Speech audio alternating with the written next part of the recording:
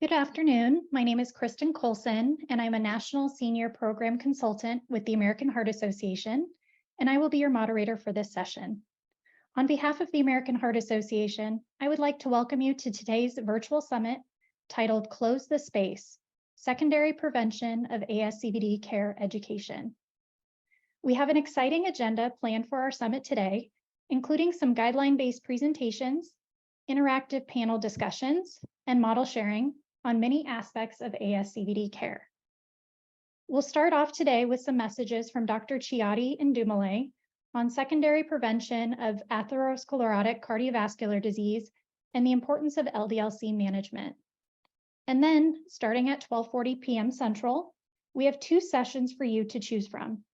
Session 2 will feature a panel discussion on how different specialties can collaborate to provide optimal care for patients with ASCVD. Or you can attend Session 3, where our speaker will review the current guidelines and discuss strategies for achieving LDL-C goals. After those presentations have concluded, at 1:30 p.m. Central, we have two additional sessions for you to choose from.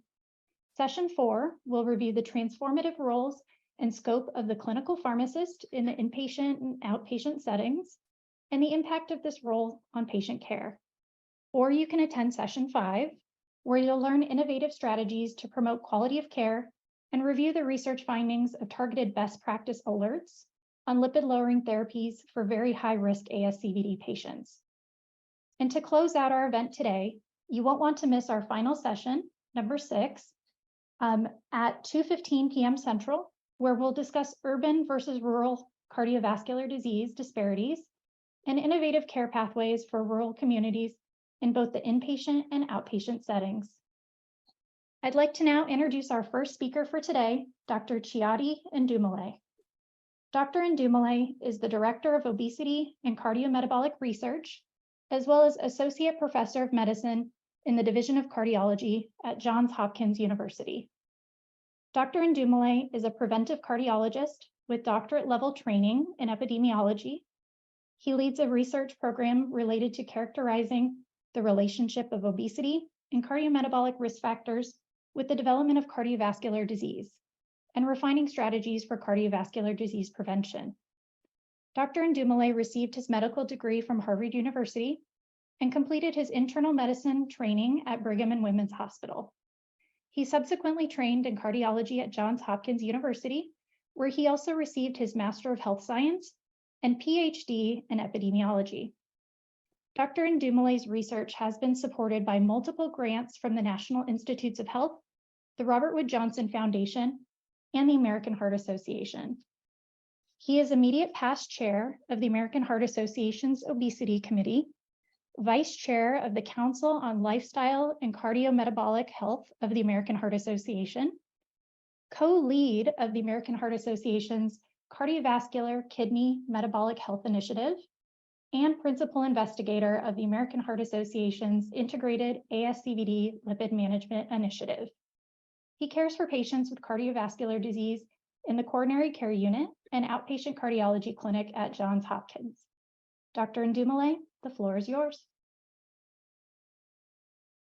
Thank you so much.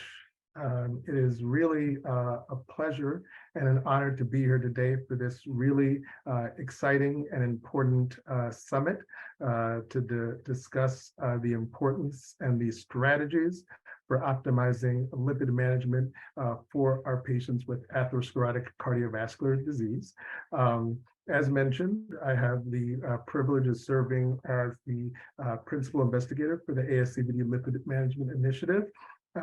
But really, more importantly, like you all, I am a healthcare professional, and I care for patients in both the inpatient settings and the outpatient settings.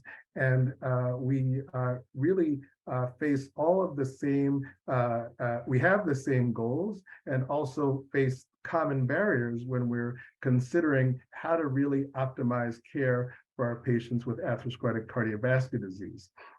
I also had the privilege of serving on the 2018 cholesterol guidelines for the American Heart Association and ACC, and it's particularly rewarding to consider how we can take that science and that guidance and translate that into our real-world clinical and community settings.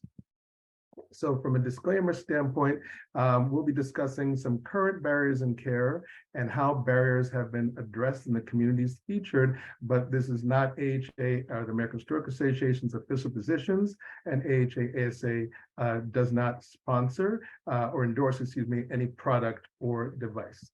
So why are we focusing on LDL management today? Why is that the focus of this really important summit? Well, I think all of us share common goals across, regardless of whether you're a physician or a nurse or a pharmacist or another member of the care team, regardless of whether you're in cardiology or vascular medicine or endocrinology or another subspecialty, all of us want to ensure that we can improve outcomes among patients who have existing atherosclerotic cardiovascular disease. And we know that an important strategy of doing so is through optimal cholesterol management. Another important real goal is to prevent avoidable ASCVD events that are related to elevated cholesterol levels. And we really know that amongst all the major factors that contribute to cardiovascular disease, there's a direct line between your LDL levels and your likelihood of having a heart attack or having a recurrent cardiovascular event. And importantly, we also know that atherosclerotic cardiovascular disease still remains the leading cause of mortality overall in the population. So we all share an interest in optimizing our approaches to risk reduction for this population. However, at the same time, all of us face common barriers. And our barriers include many things like losing individuals during transitions in care. As I mentioned, I work in the inpatient environment and think quite a bit about how individuals fall through the cracks from the inpatient to the outpatient setting. It's also critically important to understand where we have that patient who has high risk atherosclerotic cardiovascular disease, that patient who's at such a high risk of developing adverse outcomes that we really want to focus on maximizing and intensifying their lipid-lowering therapy in particular. And in broad terms, we know that it's often the case that we face difficulties with intensifying lipid-lowering therapy along a patient's journey. In fact, it's often the case that what an individual may be discharged on is something they stay on for some time with a good amount of therapeutic inertia. And we know that it's important to address that for optimizing care. Statin adherence remains a critical challenge across the entire population, and we know that there are a lot of people who would rather, who are worried about statins or who would rather do other lifestyle approaches because of some of that worry about statins, or who may not understand the benefits of statins or have thought about a lot of the myths to statin use or have other barriers that lead them to not taking statin therapy. Additionally, ownership of the patient is really important because although I'm a cardiologist, I recognize that a lot of these patients don't just fall within the cardiovascular medicine sphere and are not only seen by cardiologists, and often those patients may fall through the cracks. So how do we make sure we're understanding who owns those patients collectively to optimize care? And then we now have a broader armamentarium of tools at our disposal for lipid-lowering therapy beyond statin therapies, but there's often some challenges logistically or financially for getting these therapies, and how do our strategies for optimizing getting individuals to these non-statin therapies when they are actually indicated. So to motivate this discussion, I thought we could start with reviewing some illustrative clinical cases that many of you, I think, will very much appreciate from your own practice. These are certainly representative of a lot of the kind of common challenges that I see when I'm trying to care for patients, both in the inpatient and outpatient setting, and particularly those individuals with atherosclerotic cardiovascular disease. So let's start with our first case, the post-myocardial infarction patient, a 54-year-old woman with hypertension and newly diagnosed diabetes who's admitted with an anterior ST elevation myocardial infarction and has undergone a LAD PCI. Her LDL that during her admission is 178 milligrams per deciliter, and many of us recognize that in the acute setting, when you're coming in with an acute event, your LDL is often lower than it normally is. So that may be an underestimation of her true LDL cholesterol. And she was newly started on atorvastatin 80 milligrams during her admission, but unfortunately was a no-show for her new PCP appointment that was made for 6 weeks post-discharge because of availability. So what are some of the challenges in this scenario? Well, a very key challenge is just recognizing the importance of this patient, that this is this high-risk ASCVD patient who's had a myocardial infarction and a resultant percutaneous intervention. These are the individuals we know are at the highest risk for developing adverse events and the highest risk for mortality. It's also important to think about the lipid therapy needs. So we know that with atorvastatin 80 milligrams, we'll expect to achieve around a 50% reduction, maybe slightly more with regards to LDL lowering. But where we're starting with that LDL of around 180, we know that's not going to quite get us to goal. And this is a person who we know we can anticipate will need those additional LDL lowering therapies to really get us below that threshold where we can start to feel good about what we've done to manage ASCVD risk in terms of optimizing our care. And then, of course, there's the whole challenge of falling through the cracks through the transition from the inpatient setting to the outpatient setting for this high-risk ASCVD patient. But what are our opportunities?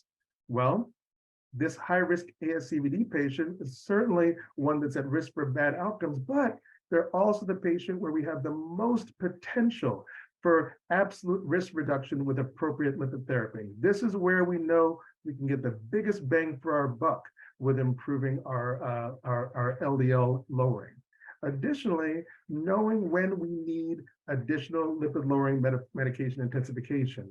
These are the scenarios where we have to ask ourselves, is this where we need to be starting ezetimibe, knowing already that we're not going to be able to get to goal with just the statin therapy alone for this person who has such a high LDL? And is there plans in place to make sure that when the time comes, this is a patient who can get connected to additional LDL lowering therapies to really get them well below our threshold of 70 milligrams per deciliter?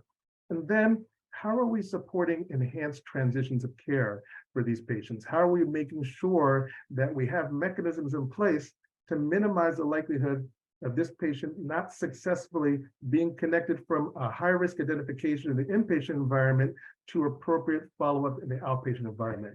And what can we do to ensure that that goes better? Case number 2 is the patient that needs more than statins, but is also facing social barriers to therapy. So this is a 45-year-old man raised in foster care, doesn't know what his family history is, has a lot of social determinants that are affecting various aspects of his care, and is currently new to primary care, and for the first time is noted to have an LDL cholesterol of 220 milligrams per deciliter, which is clearly in the range for where we're going to be very concerned about familial hypercholesterolemia. This person then gets appropriately placed on rosuvastatin 40 milligrams and ezetimibe 10 milligrams, but the repeat LDL, which thankfully is obtained, is still 120 milligrams per deciliter. He reports that additional therapies have been denied, which has made him very frustrated. And he also has concerns about copays and just not sure, like, do I really need to be fighting for extra medications? What's going on here? So what are the challenges? This is an importance for recognizing the individual who likely has familial hypercholesterolemia and the approaches to treating aggressively with lipid lowering therapies to get below goal. This is another challenge with in times where individuals are denied, and the appropriate approach is to deal with and overcome some of the prior authorizations for getting an individual on therapies like a PCSK9 and getting them to the appropriate goals for lipid-lowering therapy.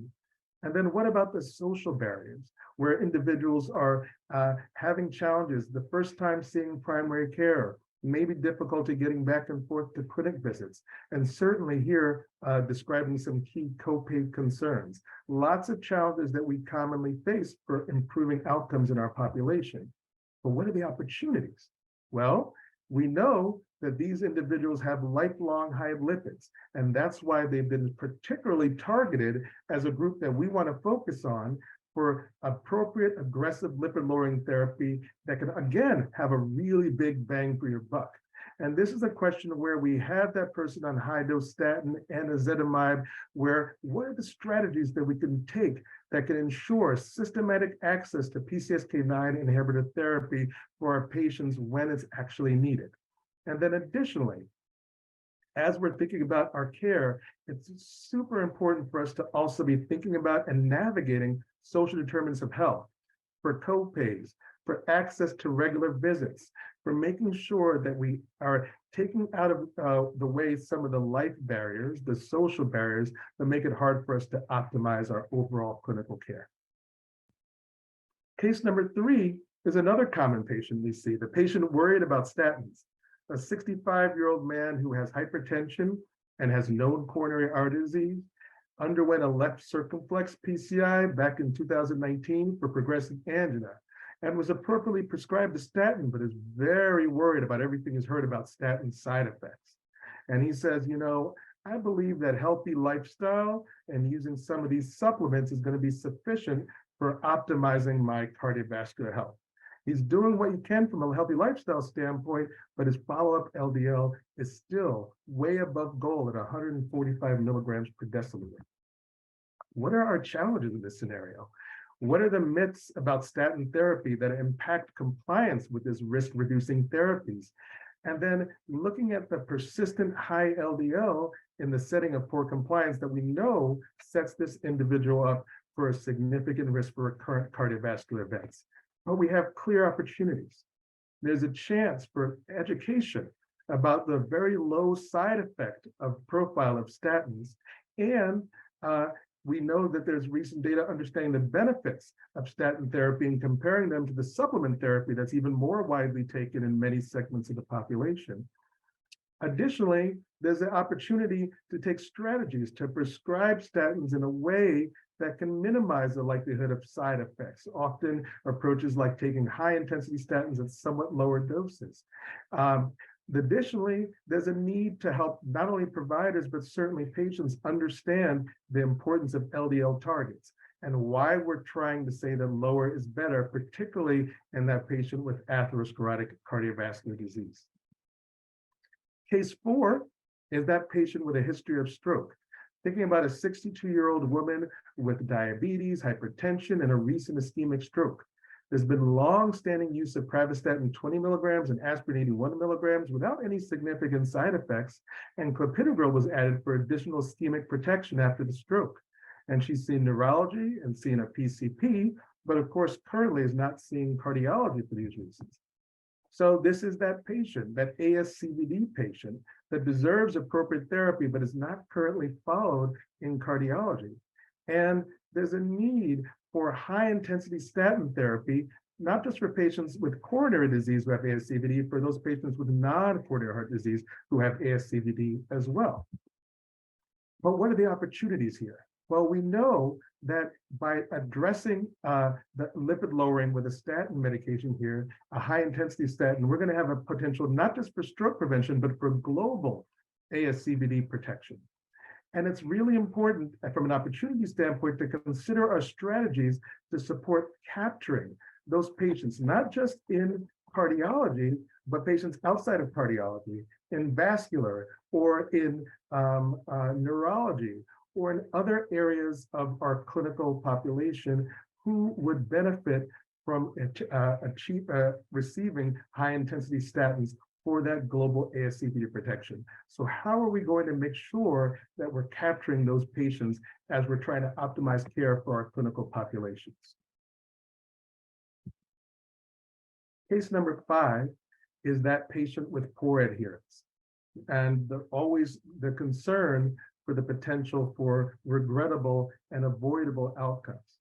So consider a 58-year-old gentleman who has obesity and has hyperlipidemia, hypertension, and has a history of coronary disease, has had a myocardial infarction, and also underwent a right coronary artery intervention with a stent in 2017. He was treated with rosuvastatin 20 milligrams and ezetimibe 10 milligrams and had a wonderful response with initial LDL of 64 milligrams per deciliter. And he felt well for years, so really didn't follow up quite as much and wasn't really getting labs and wasn't really getting regular monitoring. And unfortunately, is admitted now with a new myocardial infarction. And on a check, his LDL is 148 milligrams per deciliter. Clear challenges in terms of thinking about the ongoing monitoring, where we have limited monitoring of LDL-C levels to ensure adherence in the long term with lipid-lowering therapies. And we know that those high LDL levels are a key predictor of having both initial and also recurrent cardiovascular disease events. And in this scenario, although we can't say exactly why this heart attack occurred, we know that the high LDL-C levels are clearly a potential contributor to recurrent myocardial infarction in this individual.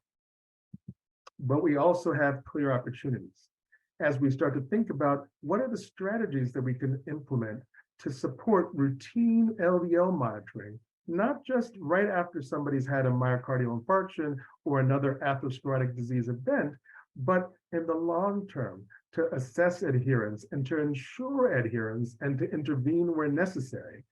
And then the whole concept of feeling well and stopping therapies is one that I think many of us encounter quite a bit with our patients.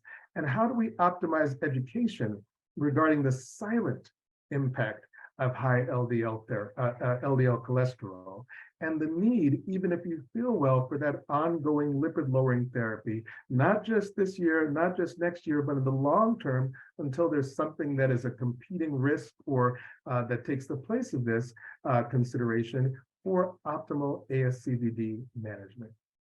So these cases, I think, illustrate a lot of the key factors and a lot of the key challenges that all of us face as we are trying to address optimizing LDL therapy and optimizing ASCVD management for our patients.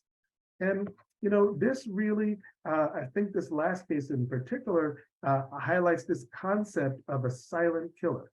As I've mentioned, ASCVD related conditions still, both in the United States and globally, remain the leading cause of morbidity and mortality.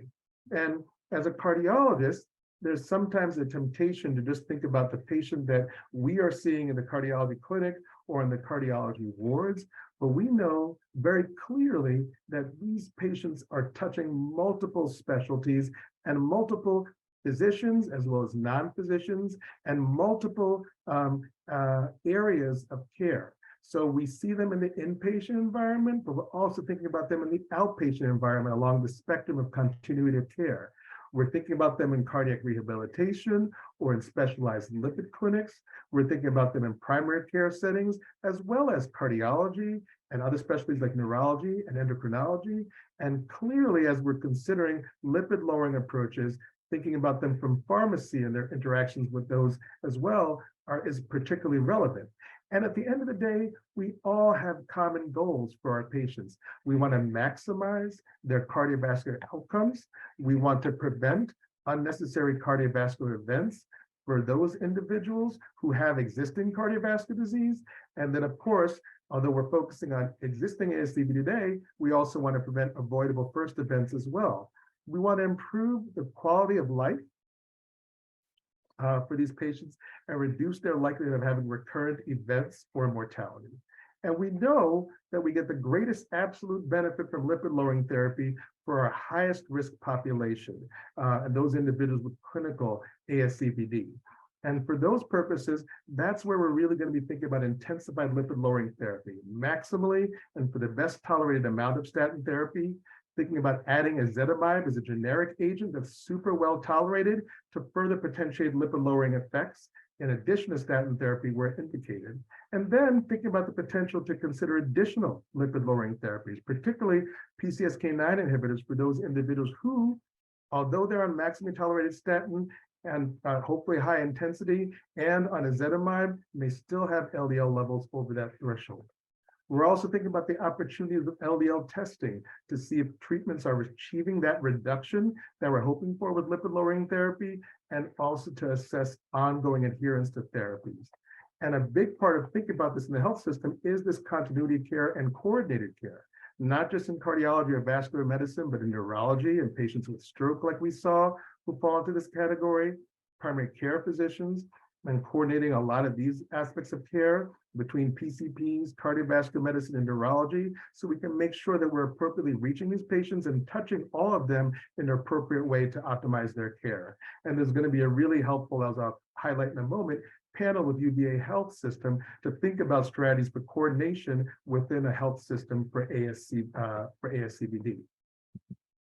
So if we just end with a few quick bullet points, why is managing ASCVD? Why is managing ASCVD so important? Well, again, lipids, one of the primary determinants of myocardial infarction and atherosclerotic disease, a direct connection between LDL levels and ASCVD as the primary cause of mortality. And we know that optimal management of lipids can prevent unnecessary cardiovascular events, particularly in those individuals with existing ASCVD.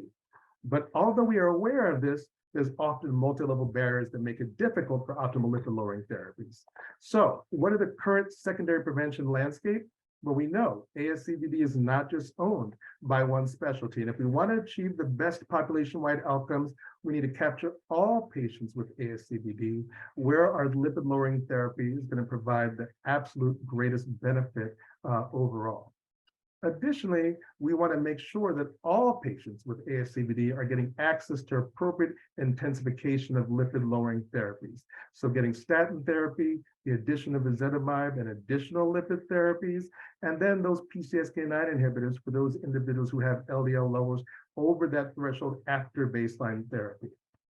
As we navigate this, it's clear that we have to think about the gaps. Right? So there's gaps for many ways. We've talked about several of them. Missing individuals when they transition from the inpatient to outpatient setting. Recognizing all patients with high-risk ASCVD that need intensification. Knowing that we have routine and consistent LDL testing. Thinking about our, both for assessing our degree of LDL reduction, have we hit that expected degree of LDL reduction, and are we continuing to adhere to therapies? Additionally, we want to know that we're educating not only providers, but patients for all the myths about statin therapy that stop use and preclude use, and people taking supplements rather than prescription therapies. We want to think about barriers, both at the systemic level, and then also social barriers like copays or ability to attend visits that make it harder to focus on healthcare. And then understand where we're routinely intensifying therapies for our patients, depending on their degree of risk. And the question of the future of ASCVD is where we're going to be talking quite a bit about the future of ASCVD care today. So just to go back to our agenda slide, I'm super excited to have the opportunity during this session to dive into so many of the different topics that are clearly relevant to management of our ASCVD patients. So we'll have the opportunity to talk about ownership with this panel from an academic perspective, thinking about those patients who fall within different silos and how we can make sure we have shared ownership for the goal of really optimizing ASCVD risk reduction. We've talked about the high-risk ASCVD patient, where we need to think about intensifying statin therapy and then also adding on additional therapies where needed to make sure that we're achieving our LDL-C goals. So really excited to have Nishant talking about that, both in the context of the guidelines and giving practical approaches to intensification of statins and adding therapies beyond statins. We know that for sure there's huge issues around adherence and access and patient education. And the pharmacists are clearly central to our engagement with patients in that regard. So thinking about the kind of transformative roles of pharmacists in the inpatient and outpatient settings is going to be a really helpful additional discussion. And then many of these things fall along algorithms. So trying to think about where we can actually use the EHR to support adherence with lipid-lowering algorithms with our approach to therapies. It's going to be really exciting to have Ralph Riello talking about how we use the EHR and clinical decision support tools and prompts to support better quality ASCVD care, leveraging electronic records to engage with our systems and providers to make sure we're optimizing care. And then, of course, health equity is central to the mission of the American Heart Association, is central to how we consider more broadly intensifying and optimizing care in real world settings. This one of the key areas to think about when it comes to thinking about social barriers is rural environments where we often have somewhat lower densities of subspecialists, lots of barriers to individuals accessing health systems.